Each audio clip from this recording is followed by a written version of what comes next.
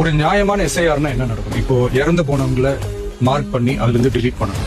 இப்போ போலி வாக்காளர்கள் இருந்தாங்கன்னா அவங்கள மார்க் பண்ணி டிலீட் பண்ணணும். இப்போ ஆல்ரெடி ஓட்டு இருக்கிறவங்களுக்கு எதுக்கு இந்த ரெஜிஸ்ட்ரேஷன் என்ற பேர்ல இவ்வளவு குழப்பங்கள்? 21, 24 எப்படி எல்லாருமே ஓட்டு போட்டாங்க? அதுல ஓட்டு போட்டவங்க கூட இப்ப புதுசா ரெஜிஸ்டர் பண்ணணும்னா அது ஏன் அந்த கன்ஃபியூஷன் அப்படின்றத நாங்க கேட்கிறோம். அதனாலதான் நாங்க எஸ்ஐஆர் எதிர்க்கிறோம். முக்கியமா நம்மளுடைய டிவிகே தோழர்களுக்கு அந்த ஃபார்ம் கிடைக்க மாட்டேங்குது, கொடுக்க மாட்டேன்றாங்க அப்படின்ற சில கம்ப்ளைண்ட்ஸ். இதை சாதாரணமா எடுத்துக்காதீங்க. இது எல்லாருக்குமே அந்த ஃபார்ம் போய் ரீச் ஆகணும். இதுல ரொம்ப உறுதியா இருங்க. அதையும் மீறி உங்களுக்கு அந்த ஃபார்ம் கிடைக்கலன்னா இருக்கவே இருக்கும் ஆன்லைன். தேர்தல் ஆணையம் அந்த வெப்சைட்ல போய் அந்த ஃபார்மை டவுன்லோட் பண்ணி நீங்க ஃபில்அப் பண்ணி சப்மிட் பண்ணலாம். உங்க வீட்டுல இருக்கிறவங்களுக்கு நீங்க செஞ்சு கொடுங்க, பக்கத்து வீட்டுல இருக்கிறவங்களுக்கு செஞ்சு கொடுங்க, தெரிஞ்சவங்களுக்கு, தெரியாதவங்களுக்கு, பழகினவங்களுக்கு, பழகாதவங்களுக்கு எல்லாருக்குமே நீங்க தயவு செஞ்சு கொடுங்க. நம்ம ஃபர்ஸ்ட் டைம் ஓட்டர்ஸ்.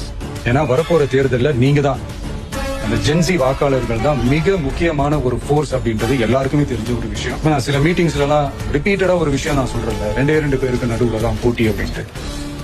அது மேடைக்கு மேடை அவங்க அதை ப்ரூவ் பண்ணிட்டு இருக்காங்க. அதனால தோழர்களே, வரப்போற தேர்தல்ல நம்ம யாருன்னு காட்டணும், நம்ம பலம் என்னன்னு காட்டணும்.